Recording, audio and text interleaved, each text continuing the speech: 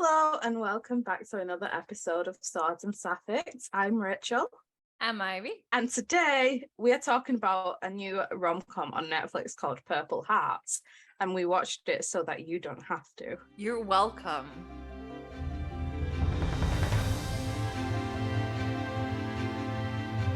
I will take money for therapy, which I do believe I'm owned by Netflix now. I think we all are. But before we get into that, let's have a little catch up. What are we watching this week except for bad films? I watched a lot of things, mostly also because we had a quite longer break between doing the podcast now. So I watched a lot of things. Do you want me to tell all of them? Okay, you ask for it. So So new season of Trying is coming out, which is one of my all-time favorite TV shows. It's a sitcom on Apple TV, and it's about a British couple trying to adopt. And it's everything to me. It's beautiful. It makes you laugh and cry and laugh while you cry. And it's the best. It is. Then I started watching Ted Lasso. Finally. It was the best. It really was. It was so good. I think it was all the best. I'm so obsessed with it. And then also on Apple TV, I started watching a new show with Maya Rudolph called Lute. She got divorced and now is the fourth most rich woman in the world or something. And she went to work with her charity. And it's very good. It's very good. It's very good. And I'm loving all of it. We're not being sponsored by Apple TV, but because Trying came back to us, we've both renewed our memberships. So obviously we have to make the most of it. Mm-hmm. Yes. I've been watching Defending Jacob, and can we all just sit and applaud because I watched and finished a show. Yes, was it only 8 episodes? Yes, it was. But we choose to ignore that part because it's very rare that I actually sit through an entire show. And you did. It was beautiful. I did. I went in for Chris Evans, but the drama kept me going. It was very good. I have to say, Apple TV and their original projects are absolutely excellent. Like all I've watched, I watched Defending Jacob. I watched these shows, and this streaming service is probably the only one who's focusing on quality over quantity, and you can feel it, and it's so good. It really is amazing. I would so much rather have a limited series that's just quality all the way through than having something be dragged out the way that a lot of Netflix shows are. Like Riverdale is the biggest one. Like we're on season 7, no idea what's going on there anymore. No but you can tell me anything and I will believe that because it's just so nuts. Yeah, I would believe it if you told me that Betty turned into a unicorn at this point. The amount that comes out of it. But yeah, I must applaud Apple TV. I'm getting ready to watch Blackbird with Taron Egerton, and I'm so excited. I cannot wait. It looks so good. It looks like in the same bracket as Defending Jacob, like very gritty, like crime, and I believe he's sent into a prison. Well, he was already in prison, so he's a criminal. And I'm just very excited because if it's anything like Defending Jacob, which it looks to be, I think it's going to be really good. And they hire some really great actors as well. Actors that probably usually wouldn't appear that much on TV anymore because they're movie actors now. But they get that chance because it's something that's worth acting in a TV show. Yeah. What else were we watching? I'm back at watching The Vampire Diaries. Yeah. And I'm getting to the parts that I hated. Elena turned vampire, now she turned her emotions off, and I just want to shoot myself in both knees and go run a marathon. It's just, I won't stop. I know that's the thing. Like I know I will finish it, but I hate every minute of it. If that makes sense. You're getting Enzo soon. Yeah. Enzo St. John is the love of my life. Yes, does he walk around just being British for a while with no real purpose? Yes, he does. But that's on the writers. That's not on Enzo St. John. Look, he didn't do a thing wrong. Listen, he's a man. Do they really have a purpose? It seems like what she did was she gave Klaus his spin-off, so said bye-bye Klaus. And there was like, oh no, now we've got no British man walking around being British anymore. So they put him there to replace the British man. Yeah. And I respect her for that. Every show needs a British vampire being a bit morally ambiguous, I feel. And he's another one who fancies Caroline. She just wants to give Caroline all of the best British vampires. And I respect that. She deserves it. Especially after dating Matt Donovan. She deserves all the British vampires. Yeah. You know what? Caroline and Klaus, they're something so deeply personal to me. They're just all I care about. And while I'm ignoring the rest of the show, the moment they're together on the screen, I'm just like, oh my God. And now Klaus is gonna leave soon. And I'm not ready for it. I was on the episode of when they were in the New Orleans, and I'm just not ready for him leaving. I know. Not. Leaving for more bad writing that ends in, spoiler alert, death. Lazy deaths used as a plot device to give the next spin-off a chance. Also, which we don't condone. They killed themselves with the stakes, right? Do I remember it well? The entire 2 seasons, they keep repeating how Klaus cannot be killed by the stake. Did they deal with that later on, or what? I don't know. There's some there's that white oak ash and different ashes and ashes. I don't know. But they now have the white ash oak thingy stake. And because, oh, you cannot kill me because I'm half werewolf. Like, that won't work on me. And they're doing the whole thing. Like, he's unkillable. And I probably missed I don't remember anything from the originals because I just that I had nothing there to enjoy much. So only Haley and Elijah. That's anyway. Yeah, I don't remember much. I remember Marcel being hot. And do you know what else I remember? Elijah killing Marcel, and I never quite forgave him for that. Do you know what? Yeah, because Marcel became this like hybrid-y thing, but not a Klaus type hybrid, something stronger. And and Elijah had this weird rivalry with Marcel, and then he killed him. I mean, he came back, but he killed him. He didn't know that he would come back. And there's also that part where like Davina is dying to save. I can't remember who she's saving, but she's saving someone. Cole, I think. Cole? I don't know, something like that. And he lets her die. Well, she died like 20 times. Every time I was like, yay, finally. And she come back again. I did not like her. I didn't like her. I liked her a lot. And I liked Elijah a lot, but he upset me a lot in the originals. Yeah. And it also doesn't surprise me that like 2 of the worst treated characters in the Vampire Diaries universe is Marcel and Bonnie. What do you remember they have in common, perhaps? I know. Do you remember the interview when someone asked, what's your favorite Bonnie moment? And she's like, when I die. Yeah, she wanted out, and I respect that. I know. She needed to be. Yeah, there's definitely something to be said about that. It always made me sad because they were also 2 of my favorite characters ever, and they were just constantly miserable. Yeah. But at the sake of others as well, they were always sacrificed for something else. They were always put at the very bottom. There was a line where Caroline said to Alina, because Bonnie didn't want to see her at some point, and Caroline said, she keeps saving you because she loves you, and that's okay, but every single time she's the one to lose something. And I'm like, if you write that fucking line down, why keep doing that? I know. So then naturally what they did was they gave her Enzo, let her be happy for 2 entire seasons, and then killed him. Yeah. Which really made me very happy indeed. As you can imagine.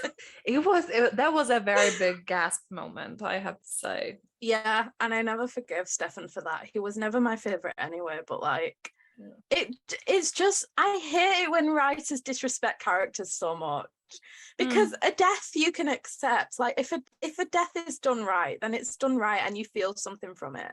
But when you feel anger from it because it's just used as a plot device, that's when it becomes a real problem. Anyway, moving on. Anyway, what else are we watching? Have you watched any other movies? I've been watching a lot of Grey's. Yeah. I've been watching a lot of Grey's Anatomy, and I must say I do love it a lot. I must say that. However, I do fear that I'm going to get the same thing where they start disrespecting the characters. I know a lot about the conditions of like working there. A lot keeps coming out about the men and that they were either like homophobic or whatever. And obviously Katherine Heigl was like shunned by Hollywood for years because she came out and said about how the working conditions were like unhealthy on set because they worked for a certain amount of hours a day. She was like shunned for years for that. And then nobody had her back. And then what's she called? Ellen Pompeo, the main character, Meredith, finally came out and said it now because she wants to leave the show. Uh-huh. And there's just always seems to be drama coming out about it. But I'm hoping that it will just stay nice and like it's just a cozy show to watch and I really enjoy it. Good. Yeah. I watched 2 movies, I believe. I watched, how do the Scared Chicken one, how's it in English? Chicken Little. Yeah, this one. And because I know it only in Czech, and I watched it in Czech because it's just their voices are in my brain and I can't change it. And then I watched the Hunchback of Notre Dame. You did. And it was amazing. It gave me the feels that I wanted. It just always makes me cry and I loved it very much. Yeah. And also, Only Murders at the Building season 2 is coming out. Yeah. And it's fantastic. Very beautiful. And it's I've only watched 2 episodes. I know. I've only watched 2 episodes, but now I do definitely need to continue with it. It's again like one of the shows that they're not rushing it, and it's just such a feel. It makes you feel good, but at the same time, it makes you feel on edge because you want to know the answers. It's very well done, and I enjoy it very much. Yeah. I started rewatching Bodyguard as well. Oh, yeah, you did. Bodyguard with Richard Madden. I'll never get over it. I'll never recover. Like, the bodyguard trope is everything to me. Even when it ends in heartbreak this time around. Because it's not a rom-com, lads. I forgot how it ended. Oh, God, now I remember. Okay. It's not a romance. It's very, very not a romance. It doesn't have a happy ending for the couple, unfortunately. Oh, and then I went to see the Prima Facie with Jodie Comer. Yes. It was a live screening. I don't know if it was live, but it was like a screening from England with her, and it was amazing. Like, it's weird to say it was amazing because it was about sexual assault. The second part, I just sobbed. Jodie is so fucking good. She's an excellent actress, and with this subject, it was very difficult to get through. However, it's weird to say again, it's weird to say it was amazing, but you know what I mean. It was I need to watch it. An experience, yeah. It's something that I don't like watch that often, live theatre. But it's definitely a unique experience. Yeah. That's the thing, like I enjoy going to theaters, but I like musicals or comedies because with dramas or these sort of stories, I find it difficult to connect to the characters when I don't see their facial expressions. And with this, when the play is recorded, there are of course like closer shots at the actors, and that made it easier for me to connect to them. And now with Jodie, because it's one woman play, it was really good. Very beautiful. I've also been watching The Umbrella Academy. I forgot. Yeah, I've been watching The Umbrella Academy, and it's a very strange season, but then it always is. My favorite thing about it so far is all the TikToks that have come out of it where they do the dance to the Footloose. Yeah. I'm only a few episodes in, but oh my goodness, Elliot Page getting his transition storyline as from Vanya to Victor is so beautiful. Like it's the way they've done it and added it to the show is so beautiful. I'm just very happy for him. Yeah, they apparently even changed his names in the previous episodes that already came out like immediately. Oh really? Yeah, I don't know, I didn't check it, but I read somewhere that they did it with a screenshot, I believe. It's so beautiful. All the brothers and sisters, because if you don't know, it's like a superhero family. They're all like adopted siblings. They're also supportive of him, and like they have a little party for him to make him feel loved. Aww. And they're like these big tough guys just being so like kind and loving, and it's just beautiful. There's no transphobia, there's nothing, it's just there and it's beautiful. I'm so very happy. It's always so refreshing when it's just done very like easily, when there's Yeah. nothing bad happening in this sort of what like with transition or coming out or just existing. A lot of shows would not do it that way. They would like say, oh well, it ruins the plot this way, like it doesn't work. But it's that easy. It's that easy to change, to have a trans character in your show and to celebrate it instead of showing it as a negative thing.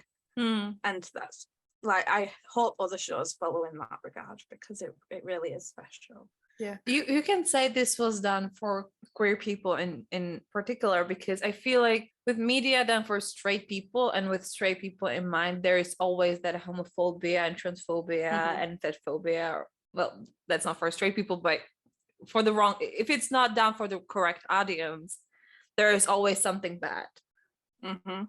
Just like, oh, they need to know what they're going through. They know it, they don't have to see it, and like just give us something good. Yeah, the way that they've done it is because in the last season, one of the sisters, Alison, is a Black woman, and they end up back in time. So she's living when segregation was very much still around, and it's really great because she has this moment this season where she's still struggling with that, because she was thrown back into a time when she was like assaulted and abused and like suffering from racist hate speech and things, but not in a way where it's like they shouldn't have this in. It's like, oh, this is important to show, like, and she really struggles with like the trauma from that when she comes back to the present day, and she's with her brother who is Mexican, I think, Diego. He's definitely Latino, I think,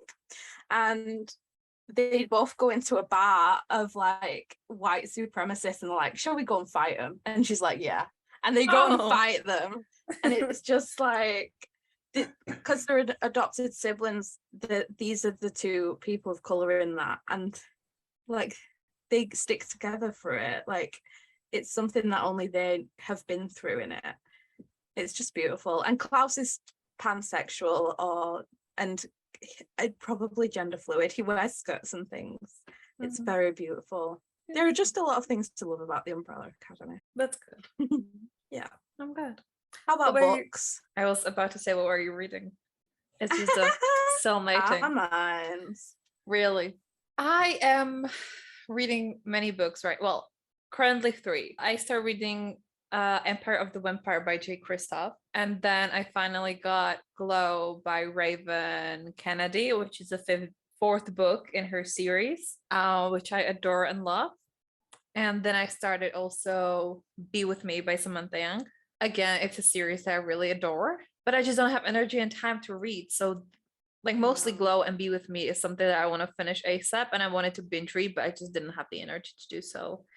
And I hate working, and I hate being an adult, and I hate not being able to take time off to read. I know. I'm so sick of looking at my to-be-read pile. It's just too much, and I'm never going to catch up with it. And every time I think, right, after this work project, I'll have a break, another one comes in, and I'm like, I need some time off, but there just never is any. I know.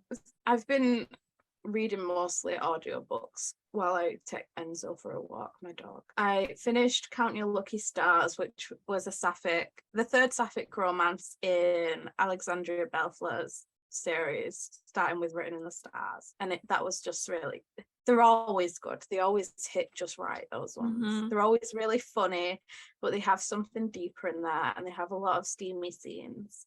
And it's just always really fun to read. And then I started. This is perfect example of a piece of media being done for the represented group only. There is no homophobia. They're just existing. It's a group of queer friends that they just are, and they're loving each other. And it's mostly focused on the characters and their development. Especially like Count Your Lucky Stars attacked me in a way that I haven't been attacked in a long while. They are queer, and that's it. It's not part of like. It's not the story. If you catch my drift, They are a lot more multidimensional than just the queerness. It just so happens that these are the people they fall in love with. And always she's the best. writing Marriage of Convenience. I know. That With the big one. fiancé fast. I'm so excited. And the the cover's cover, really beautiful. I do not like people on covers, but this is one of my all-time favorite covers. Like, it's so cute. It's very pink. Yes, and it's just them. Yeah, I love it a lot. Yeah. I started listening to Exposed by Kristen Callahan, which is the 4th book in the Idol series. So it's surrounding a band called Kill John, and they're all just really hot. Of course, it's very heterosexual, or it has been up until now, because Brenna, who the book is centered on this time, is bi or pan. It's not mentioned specifically, but she's dated girls as well as men, and so that was a nice surprise and not expected at all, because every book I've read so far by Kristen has been very, very, very heterosexual. Yeah. I would just like to point out, this is the first time in the history of ever that you're reading something that we're both reading in front of me, like before me. I'm not comfortable in this situation. I know. I don't know what to do. It's weird thing. And I'm not a fan. I know. But I love listening to a good romance that I don't have to think critically about, that I can just enjoy on my walks. Because when the words are in front of me, I always find something wrong. My editor mode never quite leaves me. And so it's sometimes hard, but when I'm just listening to it, it's very a very relaxing experience. And Kristen just gives me all the feels.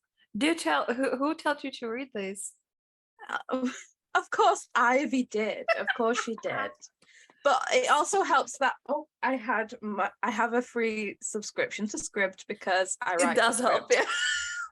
So that might help just a little bit, yeah. Yeah. And it does help me a lot. Just a cheeky plug: if you are listening to Scribd, my books are on there as well. So if you're looking, they're fucking good. Thank you. Speaking the facts as always, because I'm always right. Well, what can I say? Some of the narrators do a really great job. So if you are looking for short and sweet romances, mine are there also. I love the sum of the narrators. And some of them aren't quite up to date on where the British accent is at, and that's okay. We all struggle. It's a work in progress. But another author who writes for Scribd is Wendy Dalrymple, and I finished her novella last weekend, The Ghost of Mr. Moore. It's very good. It's inspired by a film of a similar name, but I think it's Mrs. Moore, The Ghost of Mrs. Moore. It's gothic, it's ghosty, it's romance, it's short and sweet. And it has a lot of feels packed in there because she's a ghost and he's a single father. And it's set in a manor called Jacaranda Manor in Florida, and the vibes are just immaculate.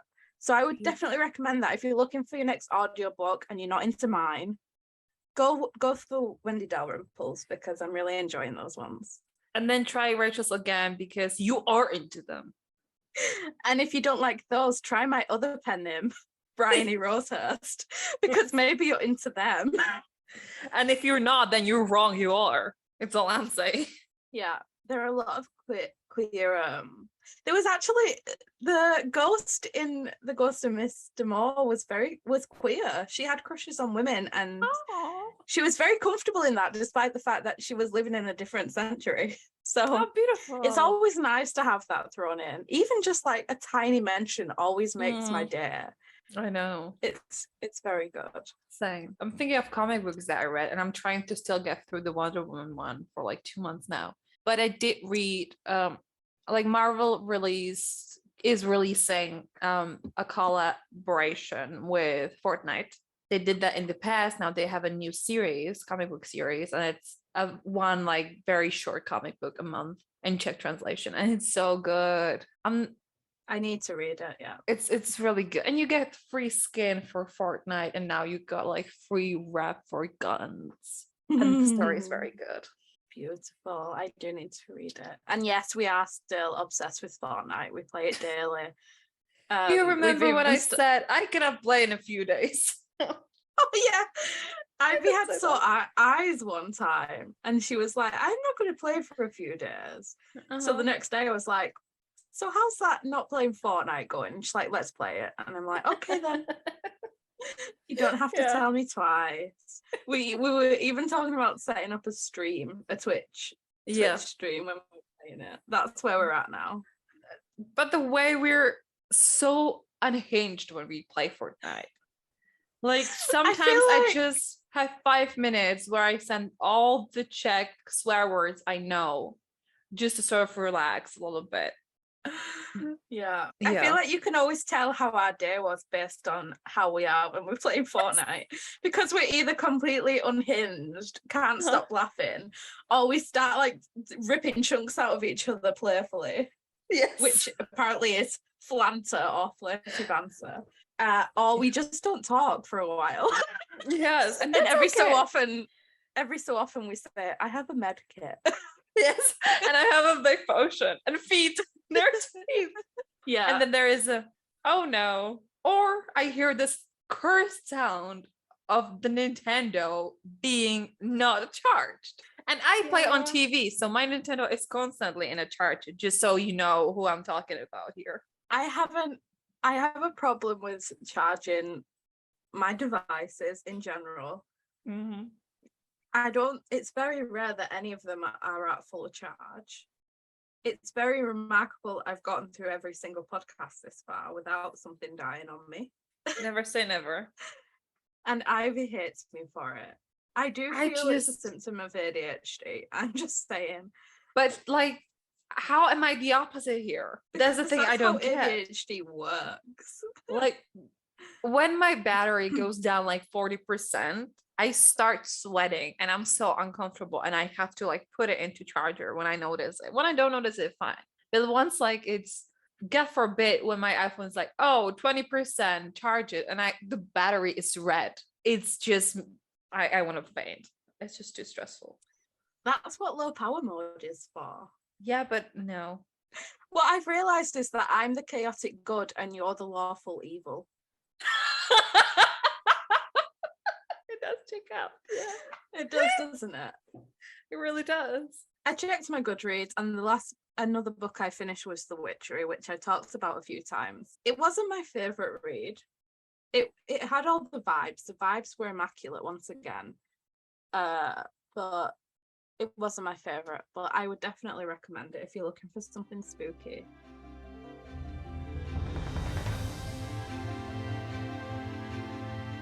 I suppose now we should move on to the subject of today's episode, Purple Hearts. Let's first of all tell everybody about Purple Hearts. It's a new Netflix original rom-com. Well, no, I wouldn't call it a rom-com. I'd call it a genre romance, a romance drama.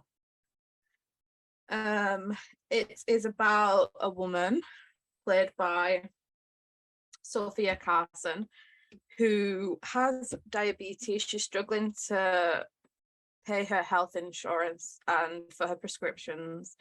So she asks her friend to fake a marriage with her because he's in the Marines, which means she gets health benefits, but he won't do it for her. So she settles for a man played by Nicholas Galitzine, who is also in debt because he was an addict. And so he needs the money also to pay off his debts for that. So they fake a marriage, knowing full well that if they get caught, they will be charged by the court martial or the police or something like that. I don't know. Bit foggy on that. So the girl, Sophia's character, what's her name in it? Cassie. Of course she's called Cassie because every leading romance lady is called Cassie. Have you ever watched a romance where the woman is not called Cassie? It's giving me like 2012 vibes when the Secret Circle came out, and then every single main character after that was named Cassandra. I'm not convinced this wasn't written on Wattpad, which is no like criticism towards Wattpad, because there are some wonderful works on there. But it always seems to be that the worst ones are the ones made into movie adaptations. That was so nicely put. Really good. So Cassie is like very progressive, liberal. She Until has she flags isn't. hanging. She's very headstrong until she isn't. Until she is taken over. She's a good character until she isn't. Until she isn't, yeah. She hangs Black Lives Matter flags outside her window, and love wins, the rainbow flag, the pride flag. She has a gay best friend, a sapphic best friend, which we should talk about first of all. Of course, the best friend is a sapphic one. Like, of course, she has the gay best friend who is alone in a group of straight people. It makes so much sense because that's so realistic. And we always get that. They try to be like inclusive by adding a gay best friend. When the fuck are we getting a gay main character? Like, that's the issue. To be honest, I'd rather just not have gay characters in there at all anymore, because we're just being used as like a little token. Yeah, because she's so progressive. Also, can you imagine being the only queer friend in a group of straight people? No, that's never happened. Even when me and my friends thought we were straight, we were so very not straight. Yeah. Anyway, that's our anger on that. Then the gay best friend trope. Yes. And so naturally, they all hate the Marine guys, the military guys, when they come into the bar, because they live in a military town, which is bizarre in itself, because I never even knew these were things. I obviously knew they were military bases, but I didn't know the entire town was dedicated to the military. It's like a tourist spot because it's a military base. Yeah, it's just really weird. They all come into the pub, and apparently she hates military men until she doesn't. Except she marries one. And her best friend became one. Yeah, she has a best friend who is one. Can we talk about the fact that her life is in danger because of a health insurance, and he's like, nah, I won't marry you. I know she goes to her best friend before the hero. What was his name? Josh, Luke. Ben, David, Luke. Gary, Luke. One of those white names. Gary. There is no hotter romance hero than Gary. Gary. Wow. Okay. Gary. Yeah. Yeah, so she goes to her best friend Frankie for this first, because she's that desperate. She's passing out. She has no insulin left. So, and her best friend's straight up just like, actually no, because I want to marry my wife. Yeah. Girlfriend. Yeah, that's but not one. Now, because I promised my mom I will do it after I get back, after I turn 21, which is making me question how old they are, because it's ridiculous. I know. We never find out with the rest of the characters, but we know for sure Frankie is under 21, and there was some like statements about how they shouldn't be drinking in the pub and stuff, which is just bizarre to begin with. Anyway, Cassie is the daughter of, is she an immigrant? It's never really made clear, but she definitely I think she is. I think so. You know what? I'm sure I'm gonna be honest. Being undocumented. I didn't listen to part of the movie. I was very tired. It felt like I've never been high, but that felt like that trip going wrong. It was a strange experience. It was. I don't know if I know they were talking about her dad and her mom. I don't remember. She was very vehement about the fact that her mother worked for 10 years paying taxes for their government, even though the government did nothing for her. I believe she was like Mexican or South American, something. It's possible. Which brings me to the most ridiculous conversation ever, where he was like, first of all, he was like very on that high fucking horse, like, oh, you want to steal from government? That's so wrong. And was she undocumented? Well, that's on her. And all that very Republican shit that they spew without even like thinking, really. And the moment that he needed money, he was like, let's get married. I need the cash. I'm okay with stealing from the government because I need cash. Not only that, but he had a broken relationship with his family. He went to his brother to ask for money. Yeah. Like, he was on his high horse so much. Like, she just needed money for her health. And to survive. It was never actually addressed how fucked up it is that she was so desperate for insulin, something that she needs to survive and cannot afford, that she had to marry a fucking Republican.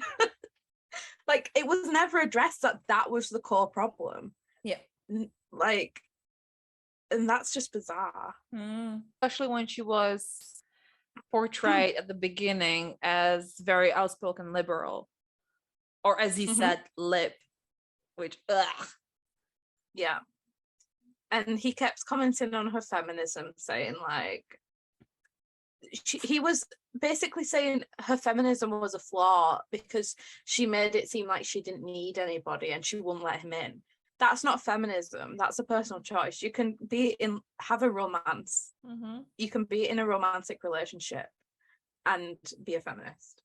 And the entire movie was like propaganda against that. It was very anti-feminism in that. It was anti-feminism. It was racist. It was so misogynistic.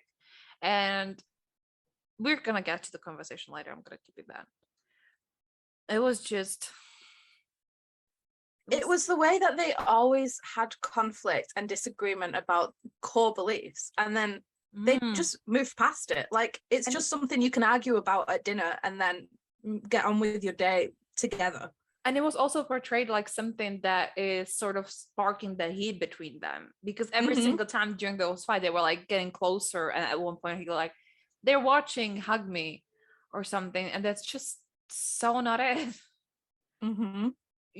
I can't stand to be around family who have beliefs like that, let alone like go knowingly into a new relationship and actively choose to go in that direction with them. Yeah, that was the biggest problem. They treated like these vital things like they were just tiny like flaws. Like that it's completely fine that she could die because she can't afford insulin, or that racism is just something to debate at dinner and not actually a hatred towards people and, you know, damaging half the country. Like it was treated like, as we've always been treated, as like progressive and liberal people who just actually just believe in human equality. It was treated like we're just a bit silly for thinking that way.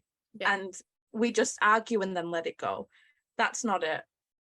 People are fucking dying. Yeah. It's the problem. And especially, and it's the audacity after like the protests after George Floyd's murder a few years ago, like, and releasing that, and after COVID, and after the overturning of Roe versus Wade, like all these things that really impacted society are treated as just like something trivial, something to argue over and fall in love over.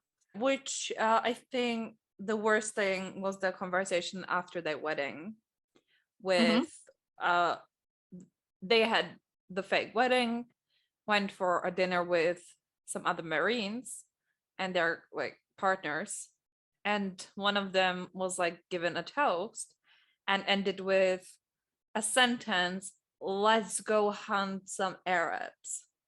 And she got into fight with him until her new husband told her to sit down.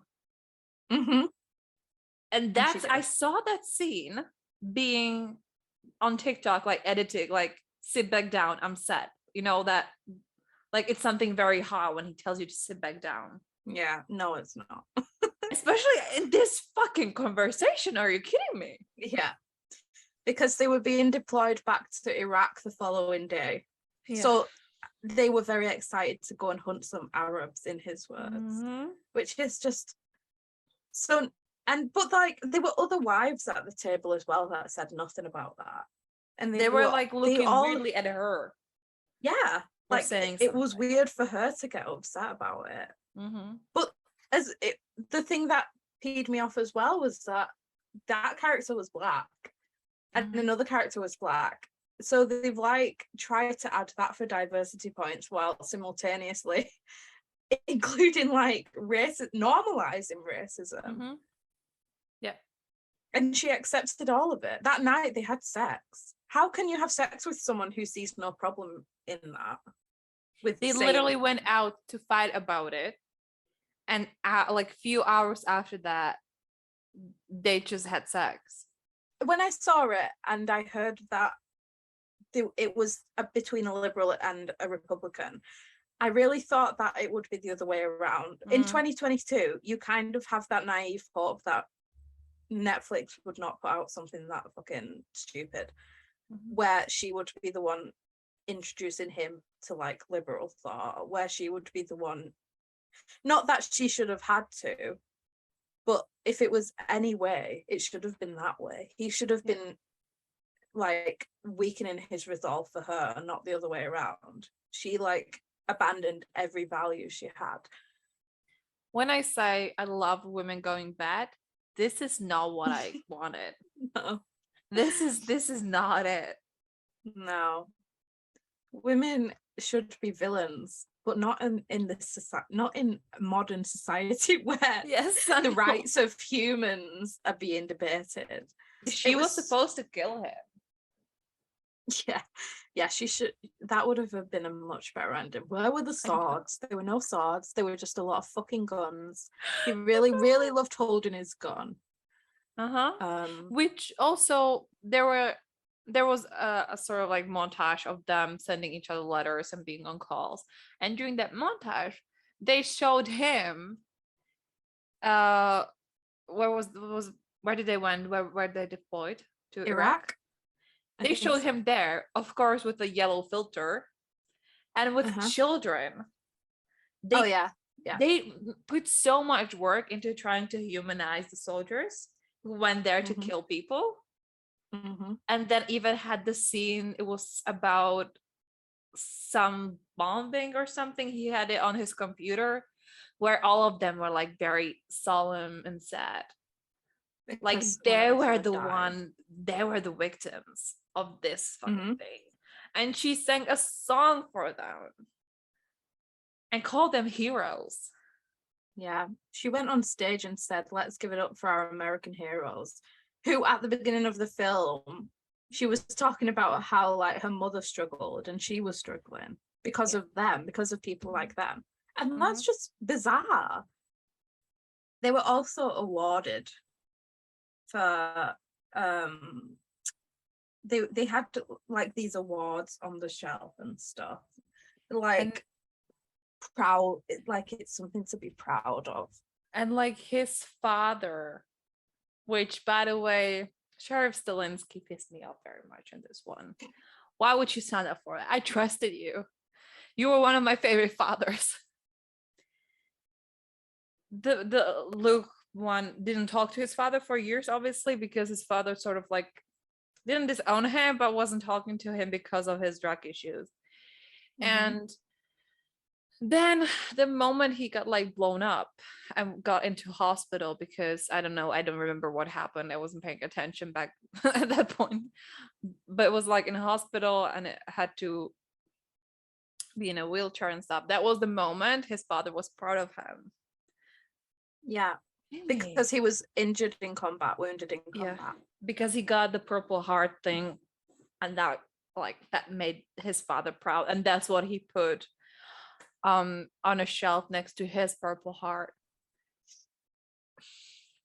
Yeah, because we all want our sons to have life-changing injuries, life-threatening injuries. Yes, for the sake of fucking military. Yeah. it was just bizarre. Like the entire thing was bizarre. And I know that this happens. Of course, I know this is like the attitude towards military still in every country, but it's really bizarre.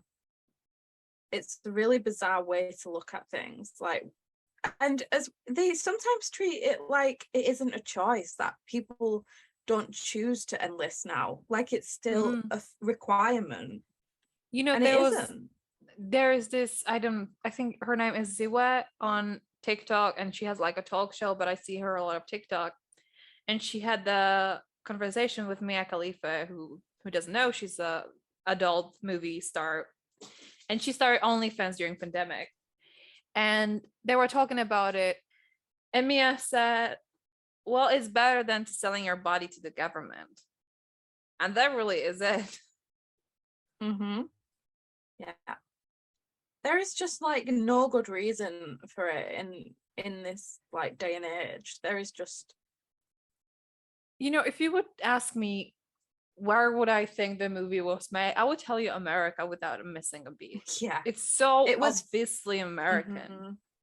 Yeah. And the entire movie, it like married the idea of patriotism with war and the military. Like the thing all Americans are proud of is that they get to put on those fucking khaki uniforms and go to a different country and bomb it and kill people. And that's just so American. That's just America summed up. It was incredibly insulting to me when she put up the American flag because he's a soldier next to her LGBTQ and Black Lives Matter flag. It was that hit differently to me. Like, how can you marry a Republican and turn his way and still have these flags up? That's just insulting to me. Yeah. It would have been better if she would have taken the flags down and just put the American one up. Yes, because exactly. You can't have both. Like realistically, you cannot have both in that country or in any country with conservatives. Like there's no fucking way. The fact that the flag said "Love wins" next to America, the most anti-love country in the world, because all it does is oppress, and people are getting murdered every day by people. I don't think it's fair to say by people in that film like Luke, who don't enlist in the army but have some weird fucking fascination with guns. Yeah. So they go and buy one because they can, because that's the law and they're allowed to. Yes. And then they kill people like her and like us, and she just forgot that instantly. The dick can't have been that good. He's a man. No, it can't. Again, it was a weird experience to watch this and knowing that came out a week ago and not 10 years ago. And you said she produced it as well. She helped. Yeah, she produced it, which is again baffling to me. Like, how you cannot be that stupid not to understand that this is so wrong. It's just time to let the oppressors versus the oppressees go. Like this weird romance trope people are fascinated with, where the oppressed falls in love with the oppressor.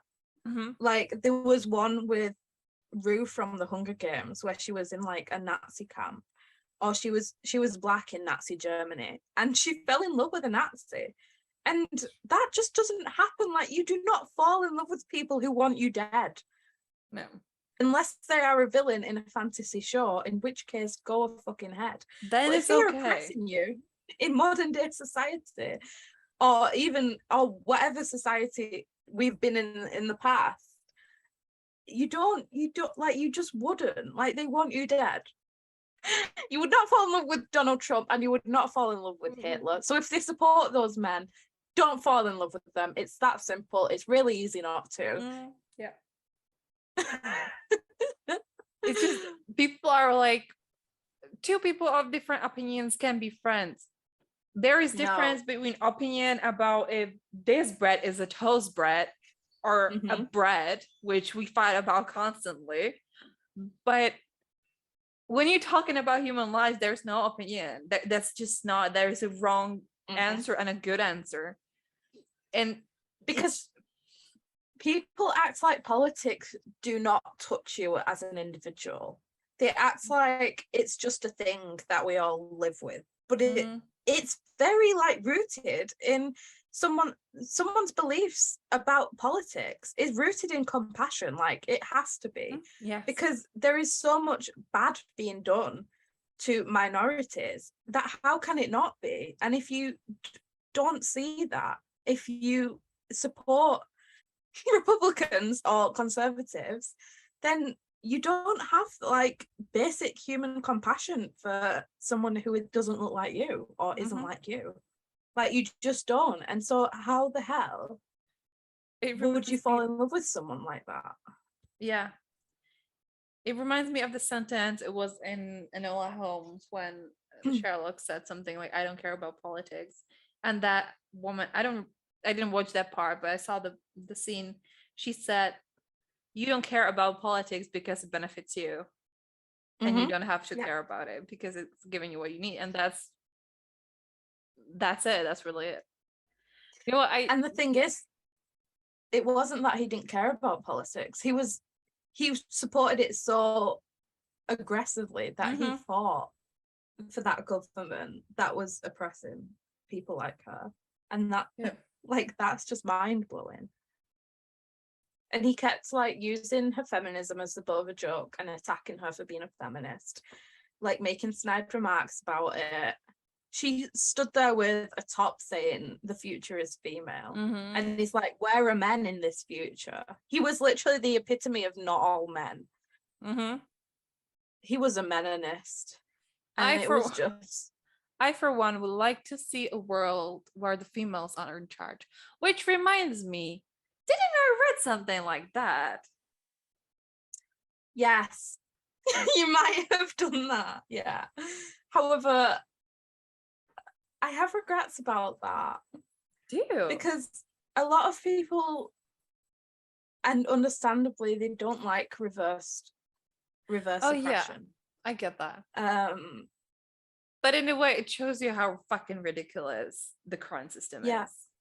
It depends how it's written. I definitely think that like Mallory Blackman's Noughts and Crosses, that was a really good one when I was growing up to show like the differences of race.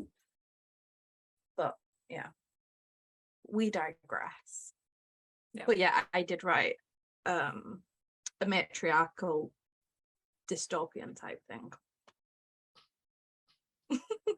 Which the most unrealistic part about it was a female character fighting for men's rights. I don't remember in which one it was. It feels like the most unrealistic part to me. But good for her. I wouldn't do the same. Well, yeah, he was a little bit better than Luke from Purple Hearts. So yeah. You said about the pinky swear. Right. Yes. Because they like met up in a bistro or somewhere to like agree on the marriage thing. And she's like, you have to pinky swear. And it's like, no. Imagine your masculinity being so fucking fragile that you cannot pinky swear. Are you kidding me? How fucking ridiculous is that? It's so ridiculous. It is. And I forgot as well, after they had sex on the wedding night, after the argument of racism, she was wearing his military uniform as like it was like his shirt. Like, gross. As you usually would wear your boyfriend's shirt in the morning, she wore his military uniform. It was just degrading to see. It really was. So just to wrap it up, do not watch this movie. Do not do that yourself. Just don't. It was really bad. It wasn't worth it. No. The thing it was, when I heard about it, I really wanted to love it because I didn't know yet that it was between a liberal and a Republican. I just saw Marriage of Convenience. I can deal with military and marine people if they're not like aggressively patriotic. I can Mhm. deal with that because that it's still a very misunderstood thing, and they often come back changed and see, like, kind of seeing that the government's turned their backs on them anyway, regardless of whether they fight for it or not.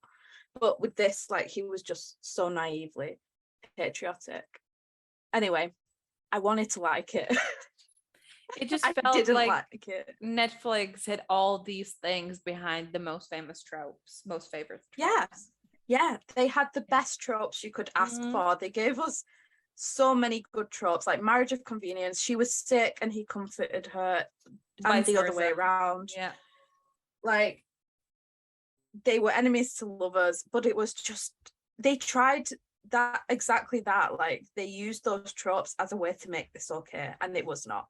And if you don't see that it's not okay, then I don't know what to tell you. And before we go, we should briefly mention the fact that Netflix just announced that they canceled First Kill, which is a sapphic teen vampire hunter show. In the same week that they put this Purple Hearts out. And just a little fun fact. Heartstopper in the first week after it came out was in top 10, it was top 7, and it was watched for 14,550,000 hours that week. And First Kill in the first week, also top 7, it was watched for 30,340,000 hours. So the double of Heartstopper. Heartstopper was there are gonna be 2 other seasons, and First Kill was cancelled. Heartstopper isn't the problem because it's a really good show. The problem is that Netflix, this is like a fifth sapphic show that they canceled after first or second season. You can absolutely guarantee when you start a queer show that it's going to be cancelled, and if not queer, then at least sapphic. They did it with One Day at a Time. That was really doing really well. Like, they had a non-binary character in there, they had a lesbian, she was, and they were in a queer relationship, and then it was cancelled. Like, the shows that matter, and it was about like a Cuban family in America. And they were talking, like, each episode they were discussing very happy topic. And that got cancelled. Mental health, because racism, she was in the military. Oh yeah, she was a soldier, but like, there's ways to do that. Even like her ex-husband was also in the military, and he came out with PTSD and alcoholism, and they discussed it constantly. There are just so many ways to do it, but Netflix choose the most shallow ways, the ways that will get them the most money the quickest. And even then, not even then, because First Kill must have made them a bomb, but they didn't. Even though they not to. Even though, like, they give them, someone said $5 and a juice box for a budget, and that was really it. They didn't give them a shot, and they still managed to have twice as many watched hours in the first week as Heartstopper, and it still got cancelled. Because, believe it or not, people do want to see teen vampire shows still. If somebody is that obsessed with Vampire Diaries that they've kept it on Netflix all this time, of course that audience is going to go to First Kill. So why wouldn't you keep making it? And surprise, queer people exist and want to see themselves in the media. Big fucking shocker. It's just really annoying because, like, it feels like there's no way to win. Absolutely. And I have to say, I'm a little angry with people, like, really not really hating on, but really disregarding what Heartstopper is and how good it is, because, like, another sapphic show got canceled. Like, they're sort of like, they're just putting it into a fight that doesn't have to be there, that isn't there. Because, again, Heartstopper, like, it has a main characters who are is a gay man and a bisexual man or boy, they're teenagers, but it still have a very large queer group of friends, and it's very, like, unique in its own way.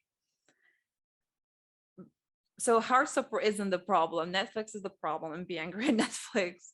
That Yeah, and not only that, but also the way that people, individuals, and like content creators favor male homosexual relationships over lesbian relationships, yes, and always have.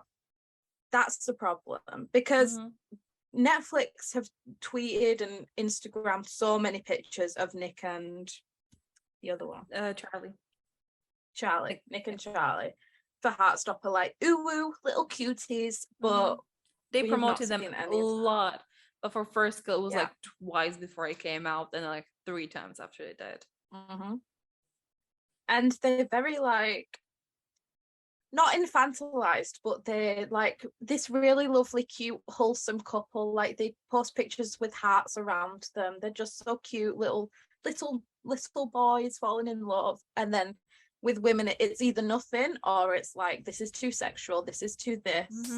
Yeah. Because two women in a relationship can't be cute. They're not cute. No, because it's sexualized so much for straight men that immediately, like, you see 2 women together and it's like a sexual thing. There's something inherently impure about that, but not with men. Yeah. And that's where the problem lies. Right. Thank you for listening to another episode of Swords and Sapphics. As always, let us know what you think, and let us know if you want us to hate watch anything else. We love hate watching things. Yes, we do. Or just things in general. We're going to talk about all sorts of things here, and we're always looking for new queer content. Precisely. But until next time, don't forget, support women's rights. But most importantly, support women's wrongs, unless they turn Republican. Yeah, in which case, no. Okay. See you later, alligator. In a while, crocodile.